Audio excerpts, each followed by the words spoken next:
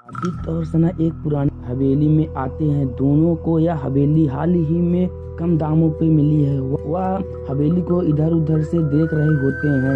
आदित्य हंसते हुए बोलता है, यह हवेली काफी डरावनी लग रही है, लेकिन इतनी सस्ती में मिल गई है, यह सोचकर ही मजा आ रहा है। सना हाथ जोड़ते हुए, हाँ, पर इस ठीक करने में वक्त लगेगा है, इतना सामान फैला पड़ा है।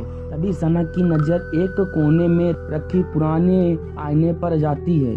आईना काफी बड़ा और भारी है, लेकिन धूल से भरा हुआ था। सना आईने के ओर इशारा करती हुई, आदित्य देखो, यह आईना कितना अजीब है, इसमें से अजीब सी ठंडक आ रही है। आदित्य आईने के पास जाकर उसे छूता है और तुरंत पीछे हट जाता है। उसकी अंगुलियों पर हल्की सफेदी उभर आती है, जैसे कोई जमी हुई ठंडक अंदर बसी हो। आदित्य आश्चर्य से बोलता है, अजीब है, जैसे किसी ने इसे अभी कुछ छुआ हो, जब यह जगह सालों से बंद पड़ी थी। सना आईने को पास से देखती है और उसमें हल्की परछाइयां हिलती हुई महसूस होती है, लेकिन वह इसे अपनी आंखों का धोखा समझकर नजरअंदाज कर देती है। रात का समय था। हवेली के चारों ओर सन्नाटा हो चुका था। अचानक आईने में उसमें हल्की हल्की परछाई हिल रही होती है, लेकिन आदित्य और सना सो रहे होते हैं। तभी एक धीमी डरावनी आवाज आईने से निकलती है, तुम आ चुके हो, अब वापस नहीं जा पाओगे। सना अचानक चौंककर उठ जाती है। उसे अपने कानों में फुसफुसाहट सुनाई देती है। वह उठकर पानी पीने जाती है, लेकिन जैसे ही वह आईने के पास पहुंचती है, उसमें सना की परछाई दिखाई देती है, पर परछाई मुस्कुरा रही होती है, जबकि सना नहीं।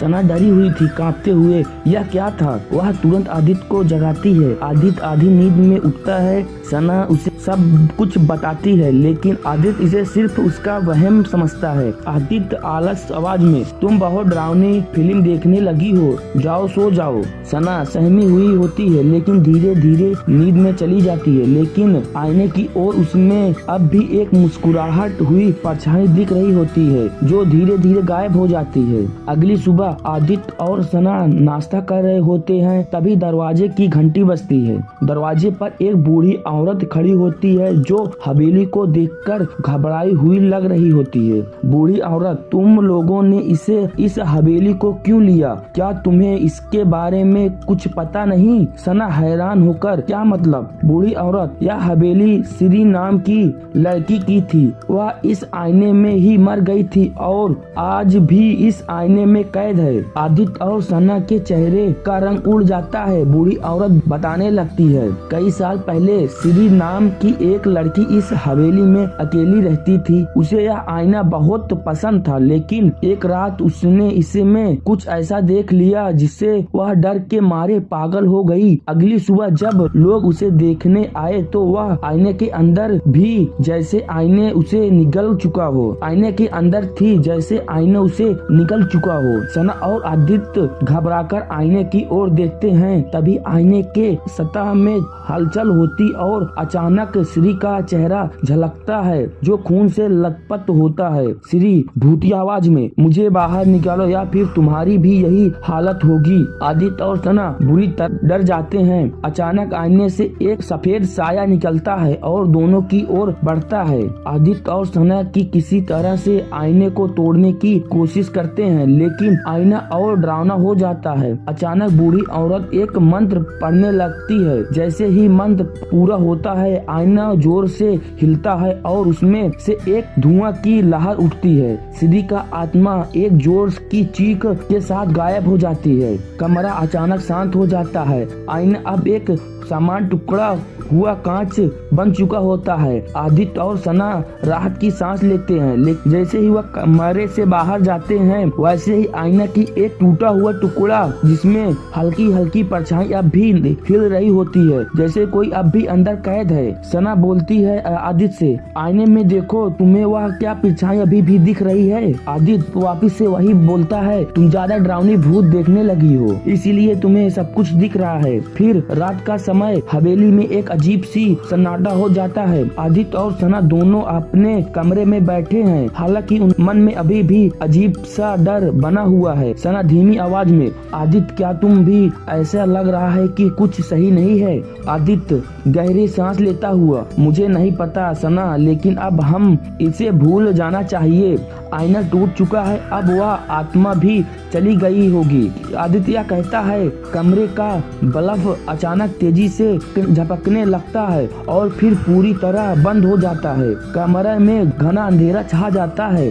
सना जोर से आदित्य का हाथ पकड़ लेती है। तभी अंदर में एक हल्की हल्की परछाई दिखती है जो टूटा हुआ आईना के कांच में झलक रहा होता है। परछाई धीरे धीरे आकार लेने लगती है और अचानक एक भयानक चीख हवेली में गूंजती है। आईने की एक टुकड़े पर जिसमें श्री की परछाई अब भी मौजूद है, लेकिन इस बार वह पहले से भी ज्यादा गुस्से में लग रही है। सुबह का समय था। आदित्य और सना पूरी रात डर के मारे सो नहीं पाए। उन्होंने तय किया कि अब वे इस हवेली को छोड़ देंगे, लेकिन जैसे ही वह सामान करने लगते हैं, दरवाजा अपने आप बंद हो जाता है। सना डरती हुई, आदित्य दरवाजा बंद कैसे हो गया? आदित्य घबराकर दरवाजे की ओर दौड़ता है, लेकिन वह हिलता भी नहीं। तभी कमरे की दरवाजों पर अजीब सी निशान बनने लगता है, जैसे कोई खून से लिख रहा हो। धीरे धीरे शब्द अब उभरते हैं, तुम जा नहीं सकते। सना डर के मारे चीख पड़ती है। तभी आईने की एक बड़ी टुकड़े श्री की आत्मा फिर से प्रकट होती है, लेकिन इस बार उसका चेहरा और भी विकट और डरावना हो चुका है। उसकी आंख काली और गहरी हो चुकी है, उसके ओंठ फटे हुए हैं और उसके नाखून लंबे और नुकीले हो चुके हैं। श्री का साया अचानक हवा में उड़ने लगता है और आदित्य की ओर बढ़ने लगता है। आदित्य और सना किसी तरह बचने के लिए हवेली की पुरानी लाइब्रेरी में भागते हैं। वहाँ एक पुरानी किताब पड़ी होती है जिसमें इसे हवेली का इतिहास लिखा होता है। सना तेजी से पन्ना पलटते हुए, यह कहाँ नहीं कहीं कोई तरीका जरूर होगा जिसे श्री को हमेशा के लिए मृत्यु किया जा सके। आखिरकार सना को एक पन्ना मिलता है जिसमें लिखा होता है, जो आत्मा आईने में कैद है उसे मृत्यु करने के लिए उसी की परछाई को जलाना होगा। सना और आदित्य समझ जाते हैं कि उन्हें आईने टूटे हुए टुकड़े को पूरी तरह जलाना होगा, लेकिन समस्या यह थी कि वह टुकड़े हवेली के अलग अलग हिस्सों में बिखरे हुए थे और श्री की आत्मा अब वह भी शक्तिशाली हो चुकी है। अब शुरू होता है असली संघर्ष। हवेली में जगह जगह से डरावनी आवाज आने लगती है। रोशनी बार बार बंद हो रही है। अचानक सना को लगता है कि श्री उसकी ठीक पीछे खड़ी है। वह डर के मारे कांपने लगती है, लेकिन तभी आदित्य हिम्मत दिखाते हुए एक टूटा हुआ लकड़ी उठाता है और उसमें आग लगा देता है। वह पहले आईने को टुकड़ा उठाकर उसमें डाल देता है। जैसे ही टुकड़ा जलता है, श्री की आत्मा जोर चिल्लाती है। श्री भयानक चीख के साथ, नहीं तुम ऐसा नहीं कर सकते। आदित्य और सना जल्दी सारे टुकड़ों को इकट्ठा कर आग में फेंक देते हैं। हवेली जोर से हिलने लगती है, जैसे कोई बहुत बड़ा तूफान अंदर आ गया हो। श्री की आत्मा धीरे धीरे जलने लगती है और उसकी चीख पूरी हवेली में गूंजने लगती है। आखिरकार जब आखिरी टुकड़ा जलता है तो हवेली अचानक शांत हो जाती है।